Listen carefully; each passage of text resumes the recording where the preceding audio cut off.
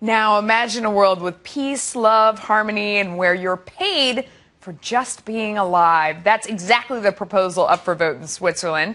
A truck dumped 8 million coins, one for every Swiss citizen, in front of its parliament. It was a publicity stunt to push the basic income movement, money for everyone, with no strings attached. Seriously! With me now to lay out both sides of the debate are economists extraordinaire Peter Morici and Christian Dorsey. Thanks to both of you for joining us. Christian, let me start with you. Do you like this idea? Look, the Swiss are doing something that's just really formalizing what many countries in the world do, including the United States. We give away money all the time. The problem is we do so in an inefficient manner in the United States. We give away money through the tax code. We give away money to corporations by allowing them to have minimum wages that don't pay livable wages and subsidizing people on social safety nets. Imagine if we pooled all of those resources and distributed them to everyone. You would have a minimum income concept, and believe me, Melissa, it would be a lot of money. The tax expenditures alone are $6,500 per taxpayer. Peter, what do you think about that argument? I mean, somehow I don't see the rest of the tax code being totally simplified and all these and food stamps going away, but it's still, I mean, we're talking about utopia, so anything is possible. How do you respond to Christian's argument? Well, you have to get the money somehow.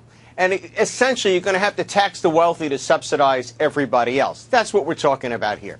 And we already do a fair amount of that to very bad effect. Look at Obamacare and the mess that it's making.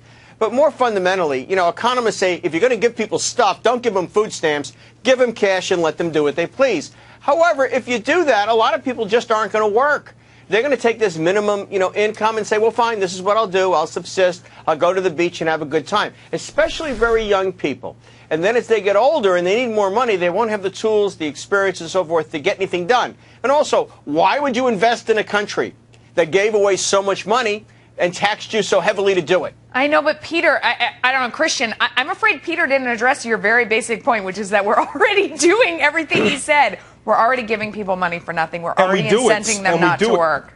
And we do it so inefficiently. That's the point. So much of it doesn't necessarily go to people for whom it would do the most good, and there's a huge bureaucracy that supports it. Now, listen, we can't do what Switzerland wants to do. They only have 8 million people, less than the size of New York City.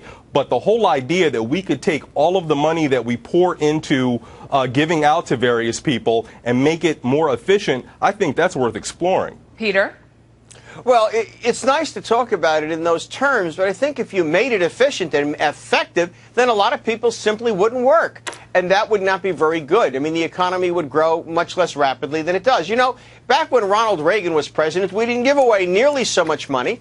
And 4 years into his economic recovery, we were growing at 5% a year, and he created 12 million jobs. Over the same period of time, Mr. Obama, giving away a lot of money, has grown at less than half that pace and created only 8 million jobs. I mean, I think we see the benefits of redistributionism. They're not benefits at all. They're basically a tax on growth. You know, I mean, I think the other problem, because you guys are both economists, is it's like anything else where you just screw with prices. Wouldn't it just be inflationary? I mean, if, say, we gave everybody $10,000 or whatever, or $15,000, based on calculating the minimum wage and saying what that would be over 40 weeks, and we came up with a number, wouldn't price levels just rise by that much? You would assume that everyone would have that much money, and it would just be absorbed into the system.